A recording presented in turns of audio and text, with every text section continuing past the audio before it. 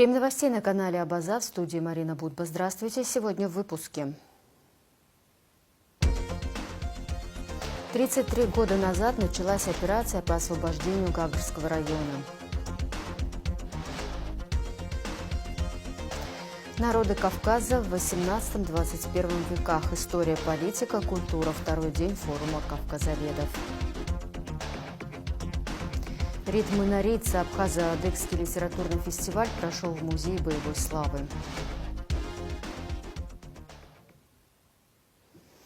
Начнем выпуск с исторической даты. 2 октября 1992 года Абхазское народное ополчение при поддержке добровольцев из Северного Кавказа и казаков Юга России развернули операцию по освобождению города Гагра под кодовым названием «Буря». В результате успешного наступления были разгромлены основные силы гагрской группировки грузинских войск. Грузинская сторона в очередной раз нарушила соглашение о перемирии в направлении Гагра-Бзып. Здесь около 6 часов шли ожесточенные бои. Отбив атаку войск Госсовета, отряды Народного ополчения Абхазии предприняли контратаку. В результате боев произошли позиционные изменения.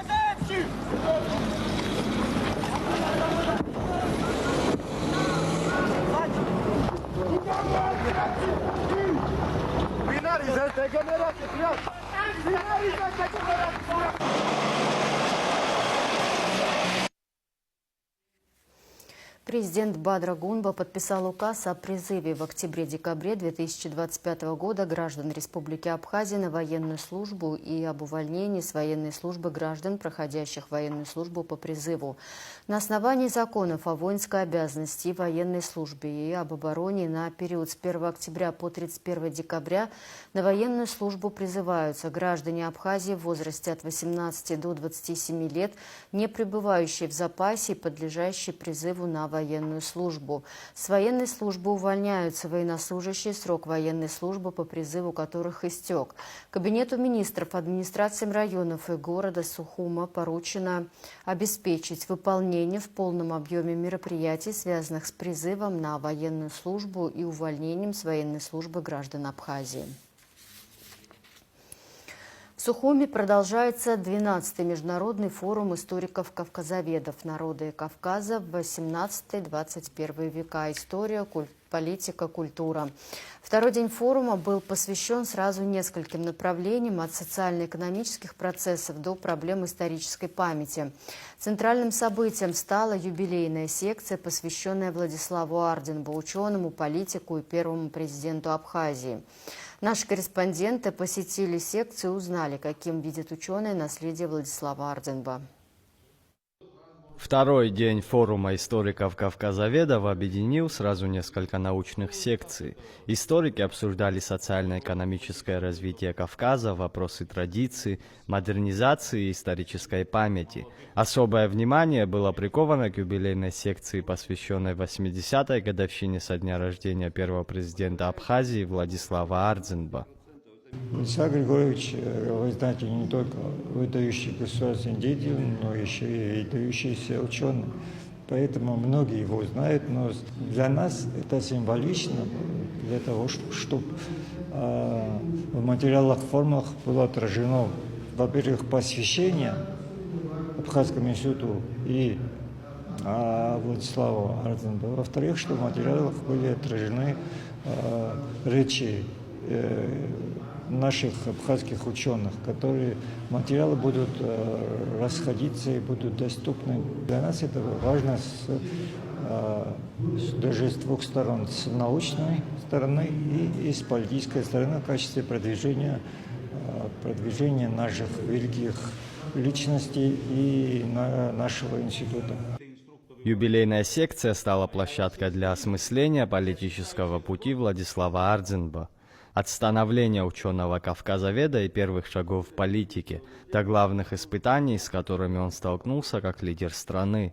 Писатель и академик Владимир Зантария вспомнил период, когда из стен Академии наук вышел политик союзного масштаба. Он, в частности, напомнил о выступлении Ардзинба на Первом съезде народных депутатов СССР в 1989 году. Тогда Ардзинба открыто заговорил о дискриминации Абхазии и сумел объединить вокруг себя представителей малых народов. Все граждане Абхазии хорошо помнят, какой огромной популярностью пользовался волевой, талантливый, от природы харизматичный по характеру, страстный, но сдержанный по необходимости востоковед-полемист Владислав Ардзинба. И не только среди представителей автономных республик, но и в широких политических кругах в целом. Особенно после его яркого, убедительного, выстроенного в классическом стиле, глубоко аргументированного выступления на Первом съезде народных депутатов СССР в июне 1989 года.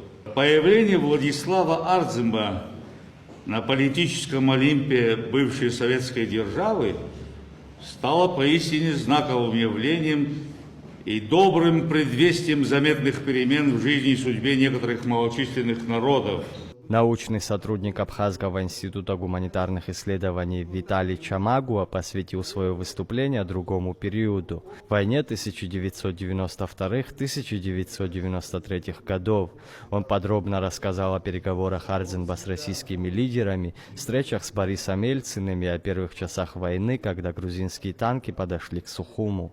И он делал все возможное да невозможное в тех условиях, чтобы с одной стороны избежать войны, с другой подготовиться к варианту столкновения с метрополией. Известно, что тогда особыми решениями Верховного Совета под юрисдикцию Абхазии были введены все силовые структуры. Проблемой безопасности абхазов и других национальных общин объяснялись его тесные контакты, малоизвестные по сию пору, с ответственными руководителями Российской Федерации, силовыми министрами, секретарем Совета Безопасности, руководствами Генерального штаба Вооруженных сил и Верховного Совета Российской Федерации. За небольшой промежуток времени перед войной абхазский лидер несколько раз встречался с президентом России Ельциным, обещавшим и не раз всяческую поддержку Абхазии, в том числе и военную. О вкладе добровольцев Северного Кавказа говорил доктор исторических наук, герой Абхазии Асланбек Мирзоев. Его доклад подчеркнул еще одну грань личности Владислава Ардзинба, дипломата, сумевшего заручиться поддержкой братских народов. Часть партийной элиты через родственников пыталась оказать давление на Владислава Григорьевича. И в тот момент, когда Боразби Блажноков с ним увиделся, он мне это лично в своей личной беседе говорил, он стал Владислава, поддержал, сказал: не переживай, вот я привез тебе профессионального военного, буквально через 2-3 дня здесь будут тысячи кабардинских добровольцев. И когда он выезжал из Нальчика, это все уже организовывалось, но вот эта первая группа прибыла невооруженная. Но там был полковник Сосналиев, и действительно через 2 дня первые вооруженные добровольцы уже прибыли в Абхазию. Выступления объединили разные взгляды, от личных воспоминаний до анализа политических решений. Секция стала не только научной дискуссией, но и живым воспоминанием о первом президенте, ученом, политике и лидере, который сумел объединить народ в самые трудные времена. К нам приехали наши друзья из Северного Кавказа. Они разделяют наши взгляды, в чем-то спорят, полемизируют, идет дискуссия. Я вижу хорошие очень доклады, интересные. Я думаю, что это даст резонанс хороший получить в обществе, потому что люди тоже нуждаются, наши граждане, хотят услышать информацию новую, что делается. И связано с именем символа нашей государственной Владислава Григорьевича, который уже шла война, он уже думал о том, как создать национальную академию, как Министерство иностранных дел. Люди еще не верили в окончательную победу, но он знал, наперед смотрел, что мы избавимся от этого колониализма грузинского, но надо будет создавать. В этой секции для меня участие – это память. Память о прошлом, о героическом прошлом нашего народа, о героическом прошлом того, кто вел этот народ, и о том, что мы, небольшой народ, смогли отстоять свою свободу. Не каждому народу дано в мире иметь независимую страну, особенно которая как бы находится в таком же количестве, как и наш народ. И наши слова как бы напоминание современникам, ведь уже другое поколение, правильно, руководит, новая элита выросла. Вот они тоже должны обращаться к опыту прошлого. Знали, что на опыте прошлого обычно рождаются успехи будущего. Вместе с юбилейной сессией продолжили работу и другие направления форума. Впереди пленарные заседания, круглые столы и секции. Итоги будут подведены 3 октября, а материалы опубликованы в научном сборнике. Заур Кварджа, Владимир Капуза, Абаза ТВ. Началась регистрация инициативных групп по выдвижению кандидатов в депутаты Сухумского городского собрания. За 3 дня зарегистрировано 6 инициативных групп по 5 округам.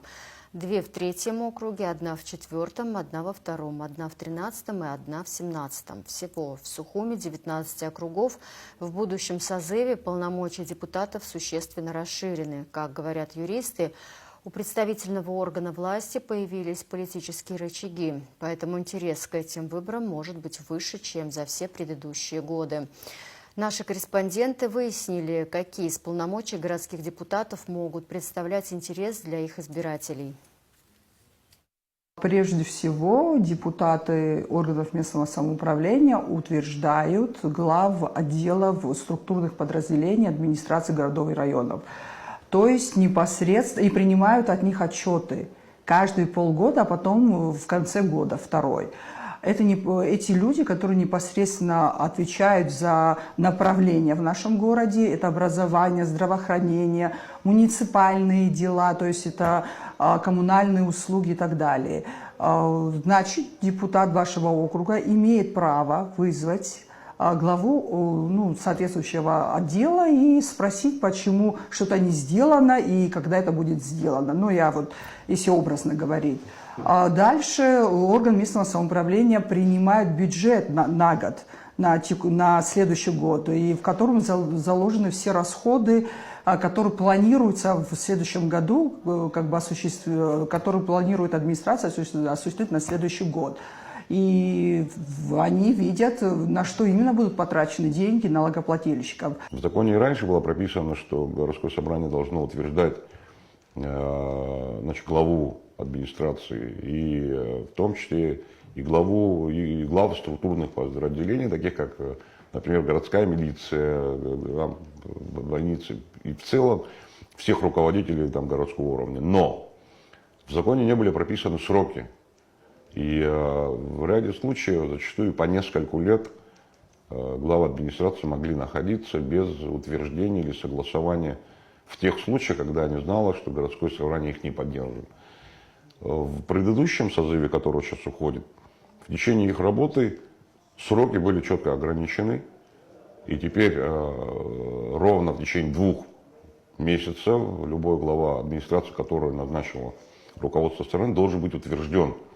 У нас уже есть примеры в районах, где районные собрания не утвердили присланных руководителей районов, и они были заменены на другие. Это существенный рычаг, как мне кажется, когда районное собрание или городское собрание по сути, принимает решение вместе с руководителем государства о назначении или не назначении этих руководителей. Это уже появляются политические полномочия у депутатов? В том числе. Ранее и по сей день, в принципе, Сухумское городское собрание является таким неполитизированным органом. У нас есть у каждого отдельные свои определенные мнения по и политической обстановке в нашей стране, и по каким-то повесткам, которые происходят. Надеюсь, что и в дальнейшем наше государство, нынешняя власть сегодняшняя, она сохранит ту же тенденцию и не будет делать из нашего органа политически управляемый такой орган, потому что люди должны быть свободны, люди должны свободно выражать свое мнение, они должны просто находиться с людьми и помогать им, а не под диктовку кого-либо, там бы не было, делать то, что им скажут. Репортаж о полномочиях городских депутатов смотрите в нашем эфире 3 октября. Современные технологии протезирования представили в Абхазии. В Минздраве прошла встреча министра Эдуарда Будба с представителями российской группы компаний «Метиз», специализирующейся в сфере протезирования. Компания представила образцы современных протезов верхних и нижних конечностей, а также комплектующих. Кроме того, делегация посетит центр протезирования в Гагре, где будет установлено 2 протеза нижних конечностей. Особое внимание будет уделено обучению и повышению квалификации местных специалистов. 4 автомобиля столкнулись в результате ДТП. В Сухуми никто не пострадал. Об этом рассказал спутник глава ГАИ Дами Авицба. Авария произошла примерно в 2 часа дня на улице Гумской. Водитель Toyota Альфард не справился с управлением и столкнулся с Toyota Краун. Машины откинуло, и они врезались еще в 2 припаркованные у тротуара.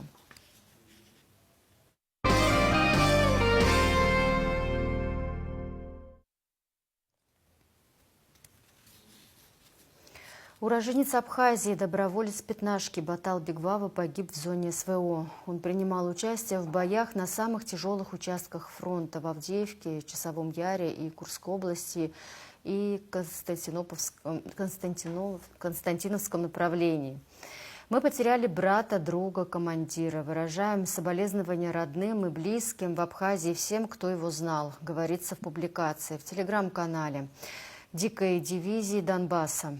Президент Абхазии Бадра Гунба, вице-президент Беслан Бигвава и глава Чимчирского района Алхаз Кация посетили гражданскую панихиду в доме погибшего воина в селе Баслаху и выразили соболезнования родным бойца, сообщили в пресс-службе президента. В июне этого года президент страны Бадра Гунба заявлял, что в зоне СВО погибли более 70 добровольцев из Абхазии.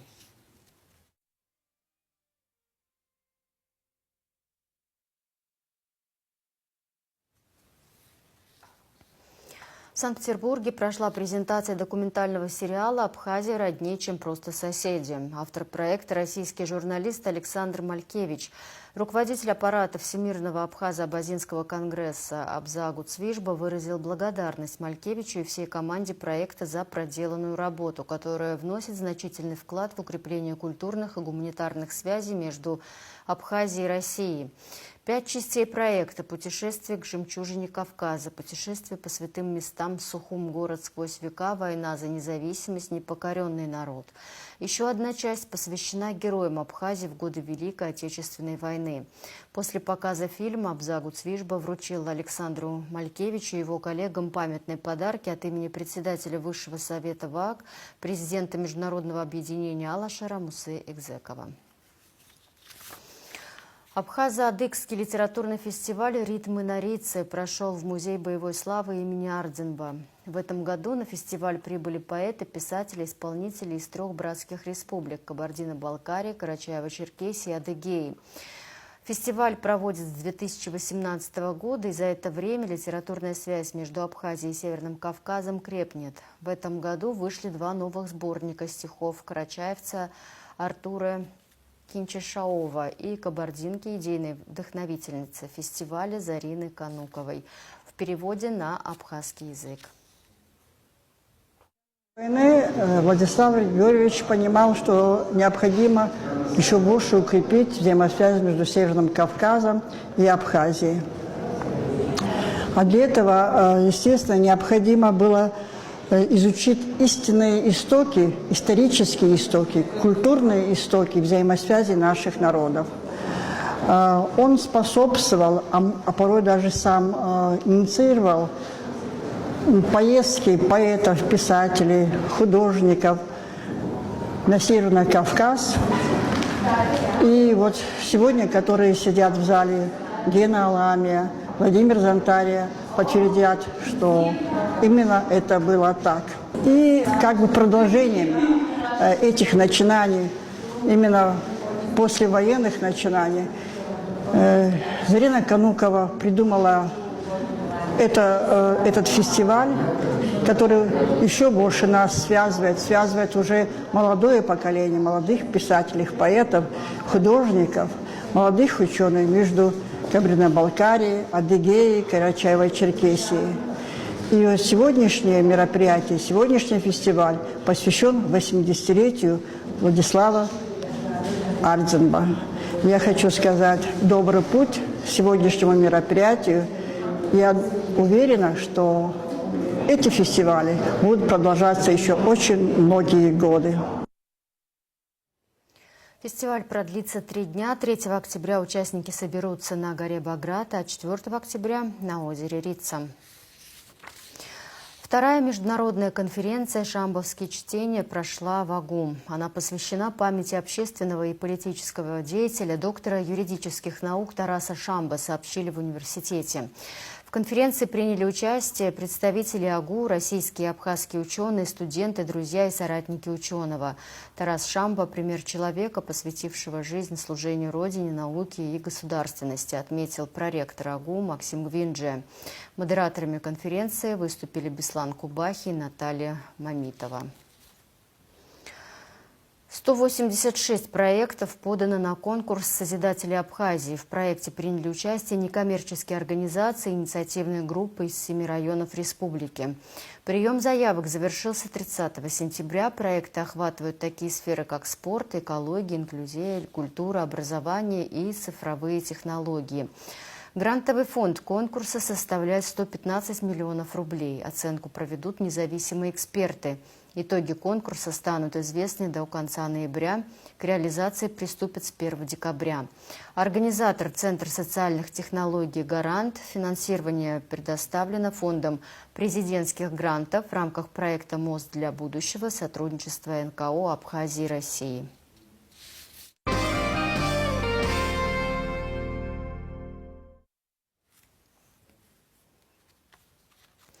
23-й музыкальный фестиваль «Хибла Гирзмава приглашает» вновь возвращается в Абхазию. 15 октября на сцене Абхазского государственного драматического театра имени Чанба в Сухуми состоится концерт Хибла Гирзмава и Владимира Спивакова с Национальным филармоническим оркестром России. Впервые в Абхазии прозвучит программа «Я люблю тебя, жизнь» – уникальный музыкально-патриотический проект, посвященный 80-летию победы советского народа в Великой Отечественной войне. В концерт включены любимые миллионами песни 40-х, 80-х годов.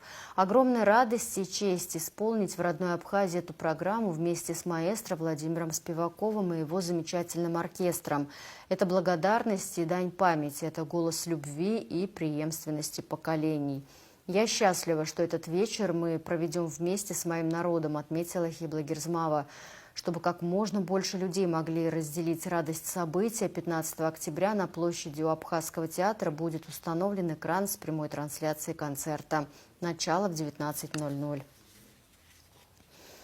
После выпуска новостей мы предложим вашему вниманию концерт с участием Владимира Спивакова в рамках фестиваля «Хибла Гирзмава приглашает» 2011 года в Абхазской государственной филармонии.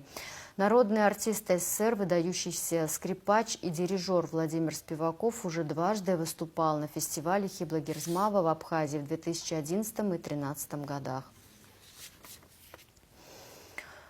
Шахматные турниры нередко проходят в Абхазии, традиционно привлекают внимание всех любителей этого по-настоящему уникального вида спорта. Игроки со всех концов республики и соседней братской России собираются по обычаю в причерноморской столице, чтобы посостязаться в шахматном мастерстве. В этом году на турнир, приуроченный ко Дню Победы, прибыла делегация из Италии. Шахматные турниры нередко проходят в Абхазии и традиционно привлекают внимание всех любителей этого по-настоящему уникального вида спорта. Игроки со всех концов республики и соседней братской России собираются по обычаю в причерноморской столице, чтобы посостязаться в шахматном мастерстве. В этом году на турнир, приуроченный ко Дню Победы, прибыла делегация из Италии. На День Победы в Абхазию прибыла делегация из Италии.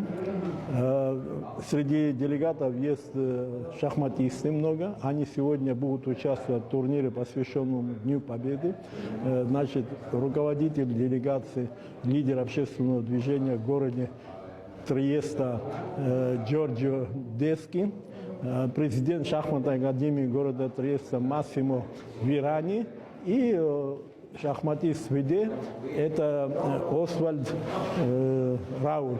Вот они сегодня знакомятся с нашими детьми, общаются, а в январе они приглашают нас с ответным визитом в Италию. Сегодняшнее мероприятие и вообще в целом визит итальянцев в Абхазию – это результат кропотливой многолетней работы дипломатического представительства Абхазии в Италии, которое было открыто в 2017 году, и непосредственно работы нашего посла по особым поручениям Вито Гритани.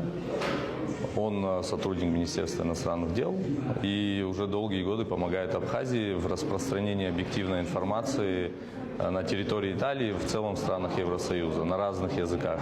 И вот постепенная такая кропотливая работа, интенсивная, привела к тому, что все больше и больше итальянцев интересуются Абхазией, и все больше, скажем так, итальянцев посещает Абхазию. Да? И вот сегодняшнее мероприятие – это, скажем так, одно из направлений, в которых мы работаем в Италии, в Евросоюзе. Турнир проходит среди всех групп возрастов, а также всех желающих и членов федерации. В течение дня определятся 3 победителя. По словам судьи, тренера по шахматам Альберта Карапетян, предстоящий турнир – замечательная возможность испытать свои силы для участников. За рубежа давно к нам никто не приезжал, и это впервые такой приезд. Очень приятно, что все наше шахматное, так скажем, сообщество приняло это такой, как, знаете, как праздник принял, потому что это такое событие очень серьезное. Опыт игры всегда очень полезен для детей, в первую очередь, да, потому что все время играя, так скажем, между собой, да, а вот для развития нужно, чтобы побольше было игроков с разных городов, с разных стран. Это очень полезно для общего развития, потому что мастерство этих игроков, соответственно, передается нашим детям. Официальное открытие турнира посетил вице-премьер Абхазии, председатель Госкомитета по делам молодежи и спорта Тараш Хагба. Он тепло поприветствовал иностранных гостей и всех участников, отметив важность проведения подобных мероприятий и пожелал удачи шахматистам в напряженной схватке умов. А гости из Италии поделились с нашей съемочной группой впечатлениями от визита в Абхазию. В первую очередь хотел бы поблагодарить Вито Гритани и Кана Таня за приглашение посетить Абхазию. Мы узнали об Абхазии через них. Приехав сюда, нас очень тепло встретили. Мы уже посетили несколько ваших достопримечательностей, приняли участие в торжественных мероприятиях, посвященных празднованию Дня Победы. Были в Новом Афоне, посетили пещеры. В целом впечатления самые положительные, и мы очень похожи, я должен сказать, в плане гостеприимства. У нас точно также люди такие же теплые, гостеприимные, и увидев это здесь, я ощутил себя, можно сказать, дома. Член ФИДЕ Раульфа Освальд также решил посостязаться за первенство в турнире. В комментарии нашему телеканалу он рассказал, что вопреки наработанному уже опыту участия в подобного рода мероприятиях, все же несколько волнуется перед началом игры. Хочу сказать, что несмотря на то, что активно готовился и тренировался, я понимаю, что здесь у вас очень хорошая школа, сильная школа, и будет сложно. Но я готов, в любом случае приехал в первую очередь для участия, для того, чтобы увидеть страну, познакомиться с вашей культурой, и в том числе шахматной культурой. А самые маленькие участники турнира же, напротив, совсем и не волновались. Юный шахматист Кемаль Тосаглы играет в шахматы больше 3 лет. И турниров, как он нам поведал, за его плечами уже множество. Мне нравится играть в шахматы. Далеко не первый. Уже сотни турниров играл. Уже 3-й год играю. Участие итальянской делегации в шахматном турнире, приуроченном к празднованию Дня Победы в Отечественной войне народа Абхазии, стало возможно благодаря посредничеству посла по особым поручениям МИД Абхазии Вита Гритани. Гости также приняли участие в праздничных мероприятиях 30 сентября. Рада Чачава и Нала Гухава, Абаза ТВ. По итогам шахматного турнира первое место занял Богателя Нестор, второе – Бегвава Роланд, третье – Тужба Константин. Среди ветеранов первое место Минасян Сергей, второе – Накопия Борис, третье – Побочин Юрий. Среди юношей первое место у Туркова Богдана, второе – у Топчан Армена, третье – у Георгиян Георгия. Среди девушек первое место заняла Лапитава Сарида, второе – Марченко Полина, третье – Лакоба Сария. Соревнования на Кубок президента Абхазии по конному спорту пройдут 4 октября на Абзыбском ипподроме. В программе турнира, помимо традиционных скачек, зрители ждут и соревнования по конному футболу и метанию дротиков. Начало соревнований в 10:00. Организаторы турнира – Государственный комитет по делам молодежи и спорту и Федерация конного спорта Абхазии. Главный судья соревнований – Джарнас Бини. Концертом «Вива Классика» солистов Абхазской государственной филармонии открылся музыкальный сезон. В исполнении лауреатов международных конкурсов Наны Черкезия, Алхаса Фердьба, Елена Анквап, Альдон Ицко, Нукзара Какаля прозвучали произведения Чайковского, Бородина, Верди, Пуччини и других композиторов, партии фортепиано Станда Джикерба. Специальный гость концерта – лауреат международных конкурсов, пианистка Фируза Мухамедова из Узбекистана. Ведущая концерта – заслуженная артистка Абхазии, музыковед Эсма Джения. В завершении выпуска прогноз погоды.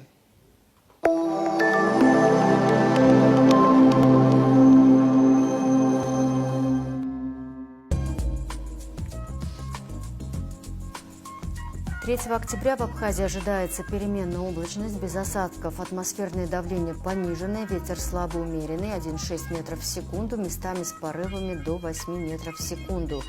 Температура воздуха ночью 11-16, днем 20-25. Температура морской воды плюс 21. Относительная влажность воздуха 60-80%.